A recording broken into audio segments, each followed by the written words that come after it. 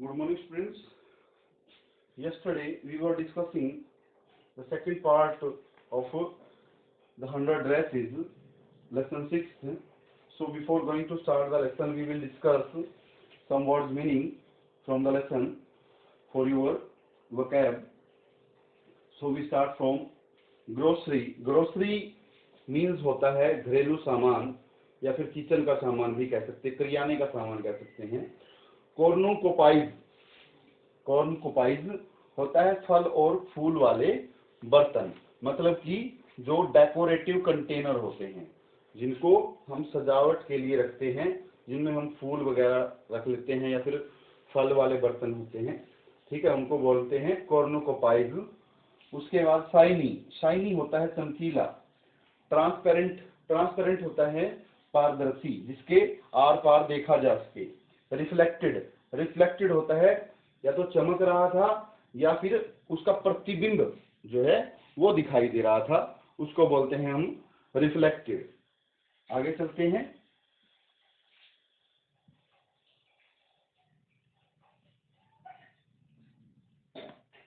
उसके बाद है पिंड।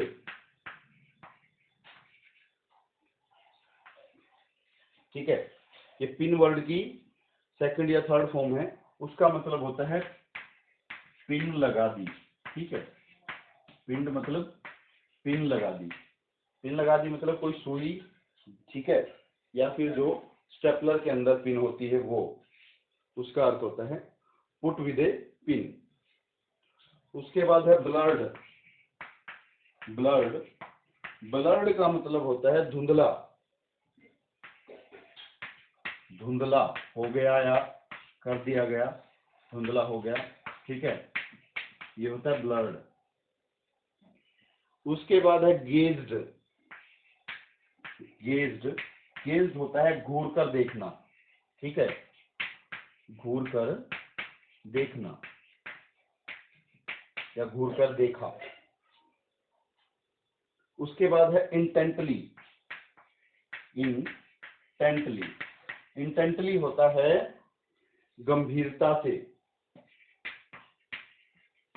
गंभीरता से। उसके बाद है विविड। विविड, विविड होता है स्पष्ट, क्लियर। ठीक है, एक दो और रहते हैं वो करेंगे। उसके बाद हम लेसन को करेंगे और शायद इस लेक्चर में जो है हमारा जो ये लेसन है वो शायद फिनिश भी हो जाए। क्लैटर्ड अप, क्लैटर्ड अप, क्लैटर्ड अप होता है खड़खड़ाया। ठीक है, आवाज से संबंधित है, खड़खड़ाहट की आवाज को कह सकते हैं क्लैटर्ड अप, खड़खड़ाया।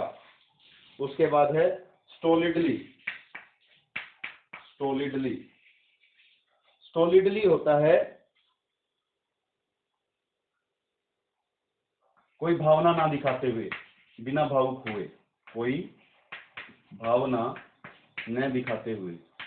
ठीक है, उसको बोल देंगे हम स्टोलिडली, दिखाते हुए, स्टोलिडली। उसके बाद है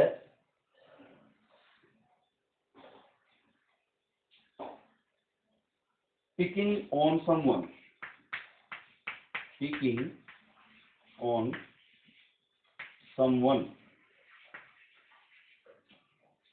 ये कल के शायद जब हम लेसन कर रहे थे तो वहां पे आया हो।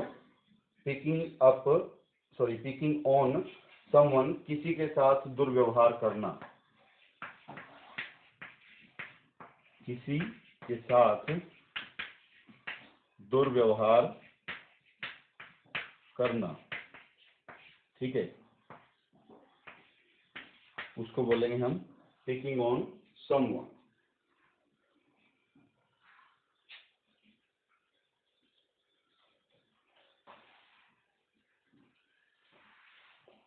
तो वर्ड्स मीनिंग में आज के लिए इतना ही, और इस लेक्चर में जो है ये हमारा लेसन जो है शायद कंप्लीट हो जाए।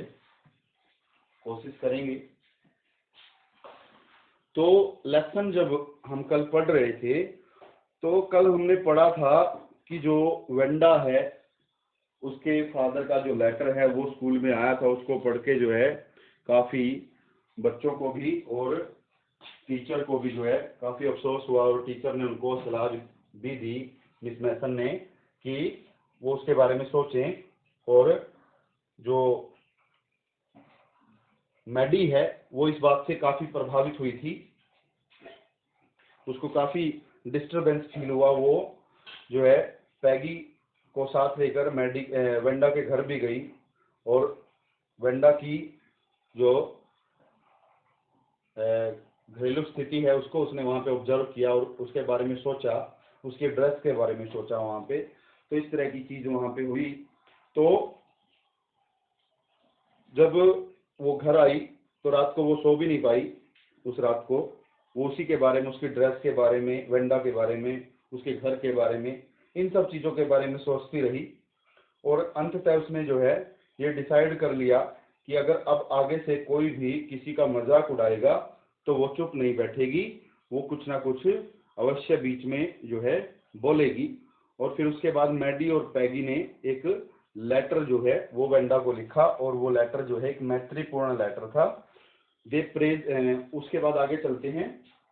It was just a friendly letter, यहाँ तक किया था हमने। अब आगे चलते हैं। दे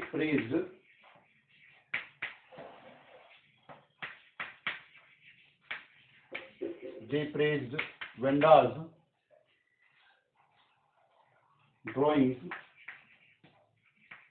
और एक बात और, वैसे तो मैं हर लेक्चर में कहता हूँ ये बात, लेकिन फिर भी बोल रहा हूँ कि अगर आपको प्रीवियस वीडियो देखनी होती है तो डिस्क्रिप्शन बॉक्स में प्रीवियस वीडियो का लिंक होता है, वहाँ से आप उस लिंक पे क्लिक करके जो है आप उसको ठीक कर सकते हो, देख सकते हो मतलब कि। तो दे प्रेज्ड वेंडाज ड्राइंग। जो पैगी और मैडी है, पैगी और मैडी ने क्या किया, प्रशंसा की जो वेंडा के द्वारा डिजाइन बनाए गए थे। किसके अंदर, वो लेटर जो उन्होंने लिखा था उस लेटर के अंदर। They were meant to say that they were sorry. They were meant to say they were meant to say that they were sorry।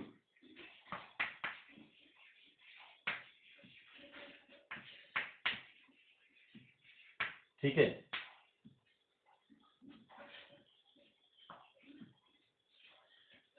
अब उनका मतलब क्या था कहने का, उनका मतलब ये था कि वो क्षमा प्रार्थी हैं, वो क्षमा मांग रहे हैं। किससे, वेंडा से। They mailed the letter to Bogin Heights.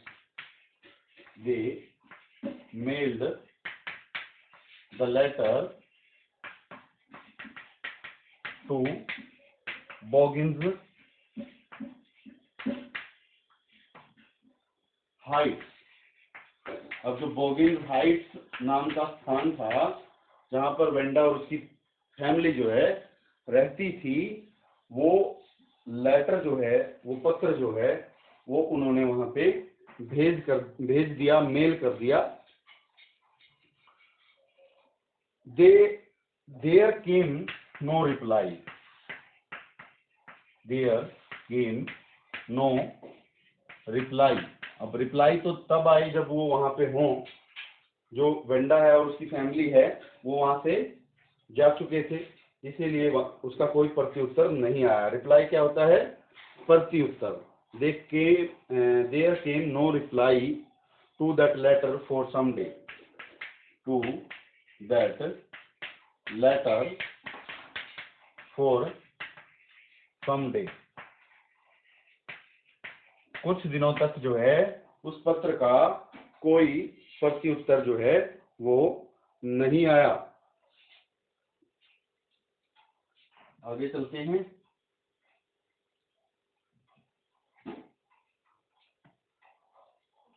It was Christmas time.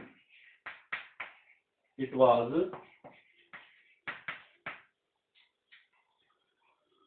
Christmas time. अब जो क्रिसमस का त्योहार होता है 25 दिसंबर को होता है, ये वो 25 दिसंबर का समय था या क्रिसमस का समय था। On the last day of school, on the last day of school, विद्यालय के अंतिम दिन को क्या हुआ? Miss Mason showed the class, Miss Mason showed the class. अब मिस मैसन कौन थी? मिस मैसन थी जो वेंडा, पैगी और मैडी है, उनकी क्लास टीचर थी। तो उसने क्लास को दिखाया, क्या दिखाया? A letter from Wenda, a letter from Wenda, एक पत्र जो है, जो कि वेंडा की तरफ से आया था, वो पत्र जो है कक्षा को मिस मैसन ने दिखाया। अब उस पत्र के अंदर क्या लिखा हुआ था?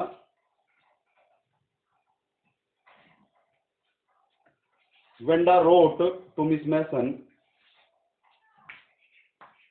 वेंडा रोट टू मिस मैसन,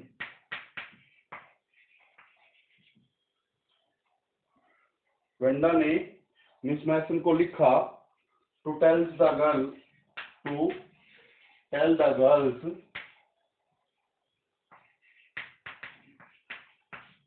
कि वो लड़कियों को बताए, क्या बताए? That they could keep, that they could keep, कि वो रख सकती थी, क्या रख सकती थी? दोज 100 ड्रेसेस, दोज 100 ड्रेसेस, ठीक है, कि वो जो 100 पोशाकों की ड्राइंग्स जो है वेंडा ने बनाई थी। तो उस लेटर के माध्यम से वेंडा ने कहा मिस मैसन को कि वो लड़कियों को बता दे कि वो उन 100 ड्रेसेस को, उन 100 जो पोशाकों के डिजाइन थे, उनको जो है वो रख सकती थी।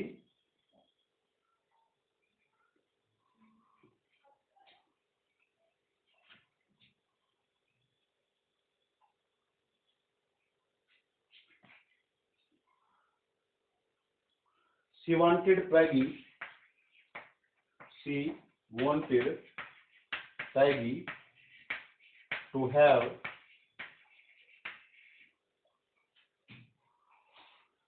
the drawing of the green, to have the drawing of the green dress with the red trimming, ठीक है। तो शी वांटेड पैगी, वो चाहती थी पैगी से कि पैगी को क्या दिया जाए, या पैगी क्या ले?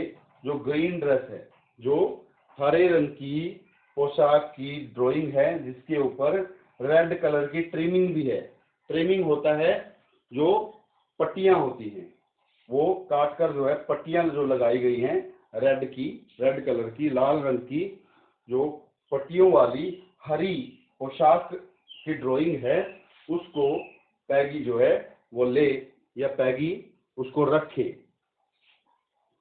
Maddie could have, Maddie could have the blue one, the blue one, कि जो मैडी है वो नीली वाली जो है वो रख सकती थी। जो नीली ड्रेस की ड्राइंग थी, नीली पोशाक की जो ड्राइंग थी, चित्र था, उसको जो है मैडी रख सकती थी। तो उन दोनों के लिए उसने विशेष रूप से ये बोला उस लेटर के माध्यम से मिस मैसन को।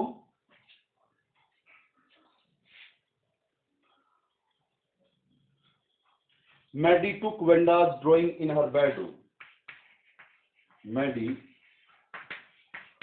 took Venda's drawing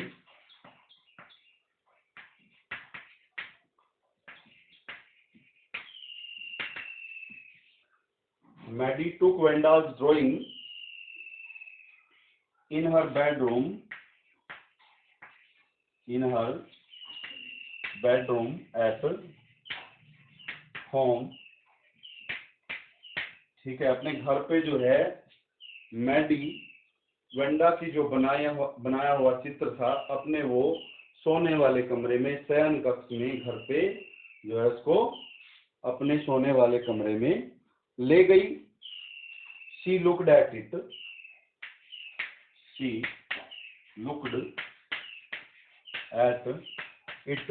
उसने उसकी तरफ जो है देखा, उस चित्र की तरफ, जो पोशाक का चित्र था जो उसको मिला था, उसकी तरफ उसने देखा। She had tears in her eyes, in her eyes, उसकी आंखों में जो है आंसू थे।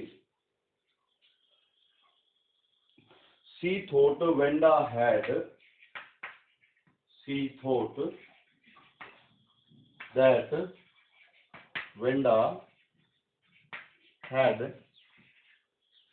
अब उसने सोचा कि जो वेंडा है, वेंडा ने क्या किया है, Wanda had drawn it for her, अब उसके दिमाग में एक ख्याल आया कि वेंडा ने जो है ये चित्र उसके लिए ही बनाया है या चित्रित किया है। ड्रॉन का अर्थ होता है चित्रित किया है। Peggy said that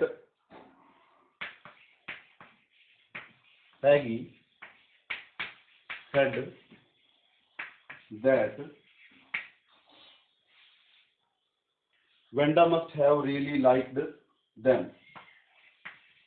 Venda must really like them. अब पैगी कहती है कि जो वेंडा है वो अवश्य ही उन दोनों को पसंद करती थी। इन दोनों को, पैगी और मैडी को। At this Maddie agreed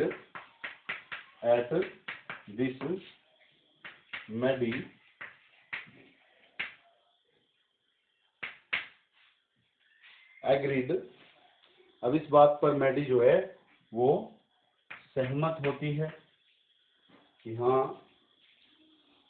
at this Maddie agreed, इस बात पर मैडी जो है सहमत होती है। एग्रीड का मतलब होता है सहमत होना, ठीक है। She was thinking of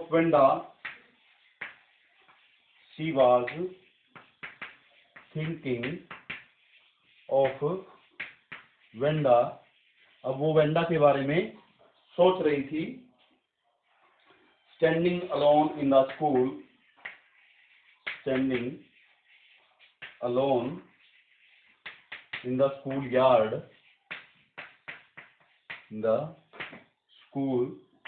yard, कि वो वेंडा जो है वो स्कूल के आंगन में अकेली जो है खड़ी है, ऐसा वो सोच रही थी। And looking at the laughing